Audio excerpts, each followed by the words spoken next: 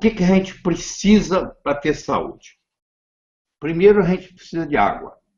Mais de 70% do nosso corpo é água. A água é o mais abundante dos nutrientes. Ela faz hidrólise, então ela é um nutriente. Por muitos anos achavam que a água não era um nutriente.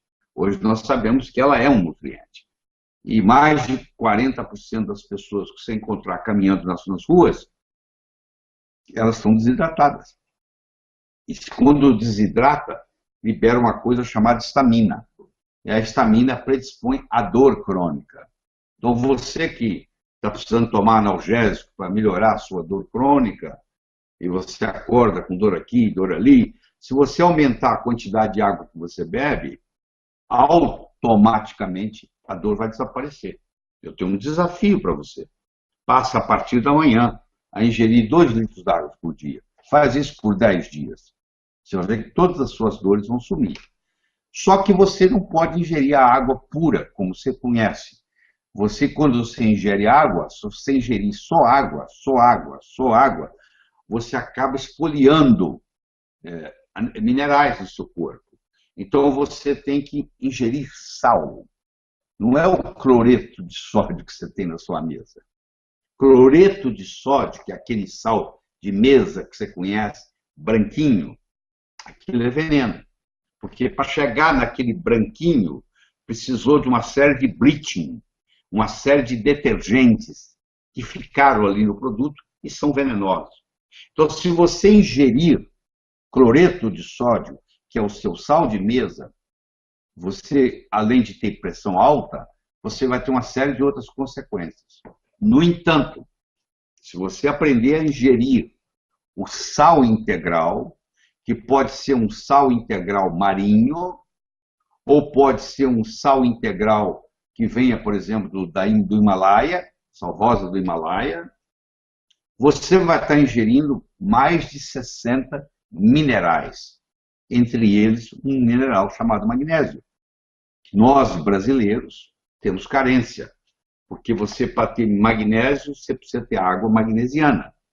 Para você precisa ter água magnesiana, você precisa ter vulcões. E o Brasil é pobre em vulcão, ainda bem, né? Nós não temos vulcões. Mas também pagamos um preço por isso. Nada é de graça, né? Não tem almoço de graça. Tudo tem um preço. Então o Brasil é conhecido internacionalmente pela Organização Mundial de Saúde como sendo um país pobre, por exemplo, em magnésio. Entre outras coisas. Por exemplo, problemas que nós temos também de iodo. E assim vai. Aliás, se você fizer um estudo, e os americanos fazem isso muito bem, que chama NHANES, que é um estudo feito pelo Departamento de Agricultura americano, que a cada 5 anos eles pegam 2.500 americanos em diferentes cidades e fazem uma avaliação laboratorial do que eles vêm ingerindo. E nos últimos 30 anos, por exemplo, a quantidade de iodo que você ingere caiu 50%, porque não tem mais no solo. Quando a sua mãe tinha a sua idade, ela ingeria o dobro do iodo que você ingere hoje.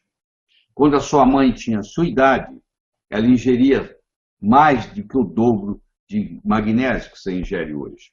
Então, o que está acontecendo? Os minerais e as vitaminas estão desaparecendo dos alimentos. Então, com isso você vê as consequências. Mas vamos voltar na nossa história da água. 70% do nosso corpo é água. O cérebro chega a ser até mais. E quanto mais jovem você é, mais quantidade de água você tem. Um recém-nascido chega a ter 80%, 85% de água. Uma pessoa idosa de 90 a 100 anos chega a baixar para 60%, 59% de água.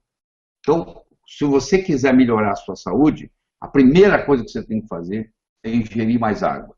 E concomitantemente à água, você ingere mais sal. Então, geralmente, você coloca uma colher de sal integral, uma colher de café. Tem colher de sopa, tem colher de chá, tem colher de café. 3 colheres de café fazem uma colher de chá. Então, você pega uma colherzinha de café, põe num litro de sal integral, põe num litro d'água. E você toma aquele litro d'água durante o dia. Se você quer tomar 2 litros, você põe 2 colherzinhas. É muito simples. Aí você vai se hidratar. Só isso aí já fazia uma diferença enorme no resultado. Nós somos viciados em carboidrato. É tão difícil você ficar longe do açúcar que é quase um martírio, porque quando você ingere o açúcar, você imediatamente aumenta a sua dopamina. A dopamina faz a gente ficar mais feliz. Então, a dopamina estimula você para a vida. Então, você está num ciclo vicioso, viciado. Tanto açúcar é tão viciante que eles pegam ratos e colocam numa bandeja, num pires eles colocam açúcar, no outro pires eles colocam cocaína. E eles filmam esses ratos por 24 horas e eles passam muito mais tempo no pires que tem açúcar do que no pires que tem cocaína. Ou seja, no frigir dos ovos, açúcar é mais viciante do que cocaína. E quando você ingere mais carboidrato que você deveria, a sua insulina sobe. E você desenvolve uma coisa chamada resistência insulínica, que termina em diabetes. É uma doença que vem crescendo absurdamente no mundo. É uma doença que praticamente não existia na antiguidade. Você deve conhecer ou ter um parente diabético. E a diabetes tipo 2, que é a mais comum, 95% é tipo 2. Os 5% é o tipo 1, que geralmente ocorre na juventude e precisa de insulina. A tipo 2, que é a chamada diabetes do adulto em geral, hoje o termo já não se aplica mais, porque você encontra americanos com 9, 10 anos de idade, 12 anos já diabéticos. Então é impressionante a quantidade de diabéticos no mundo.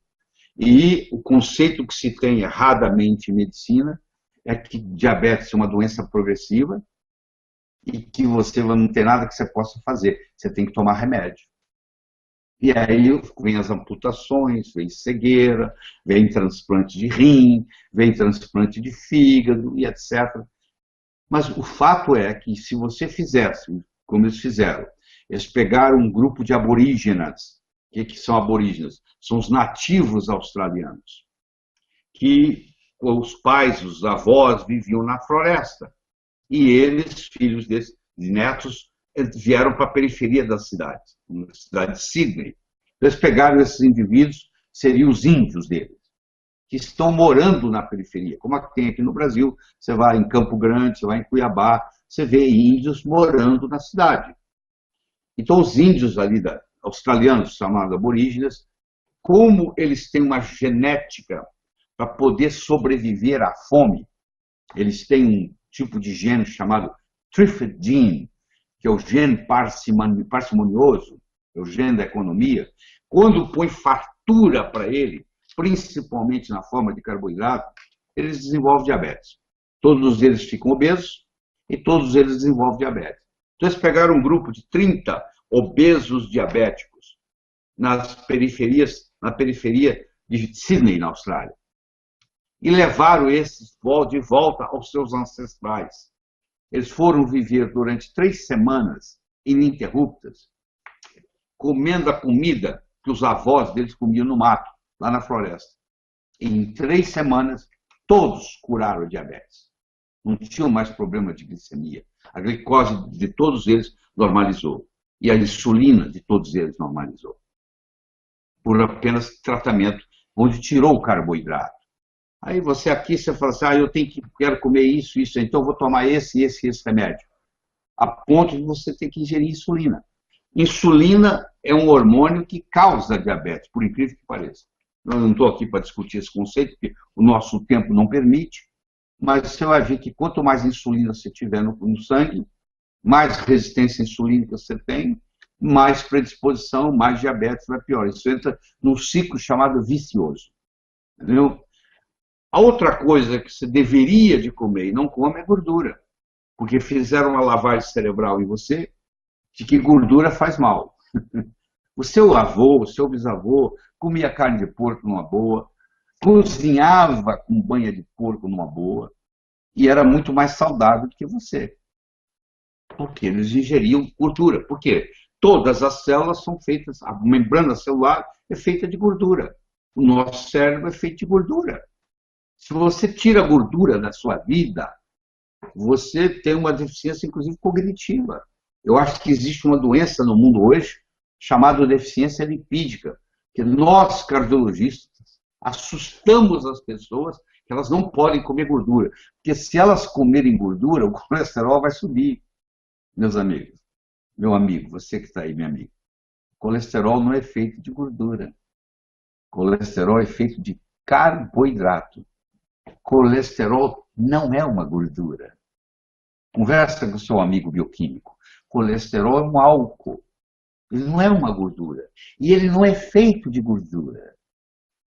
Ele é feito de carboidrato. Se o seu colesterol está elevado, provavelmente é porque você está comendo muito açúcar.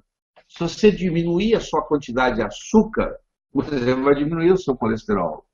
Muitas vezes o seu colesterol está elevado porque você tem um problema de tireoide. Você tem hipotireoidismo. Aliás, o colesterol elevado antigamente era usado para detectar, hoje já tem exames mais sofisticados, se você tinha algum problema de tireoide. É o teste dos pobres para saber se tem problema de tireoide. Então, se você está com colesterol alto, você vai no seu cardiologista e ele, sem checar sua tireoide, ele te passa uma estatina da vida, e na realidade você está com um problema tireoidiano, ele não resolveu o seu problema, em absoluto. Porque o colesterol elevado é apenas um marcador. Imagine que você tenha uma fábrica que fabrica fogos de artifício. E você sabe que as fábricas que fabricam fogos de artifício, uma hora pode explodir, pegar fogo e queimar tudo. Então você montou um sistema de alarme, com um alarme na sua cabeceira, na sua cama.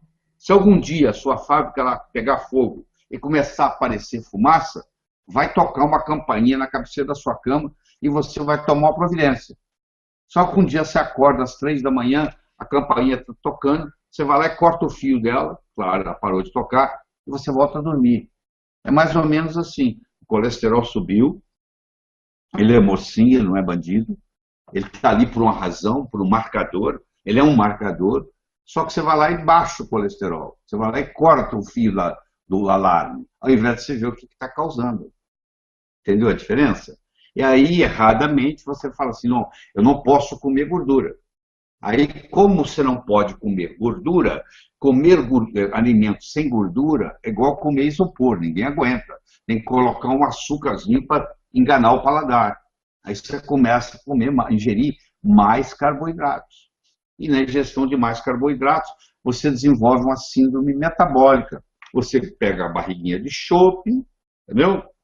Você fica mais obeso e você começa a ter os problemas do diabetes. E isso depois leva um susto, porque o diabetes no começo ele é silencioso, ele é praticamente sem sintoma.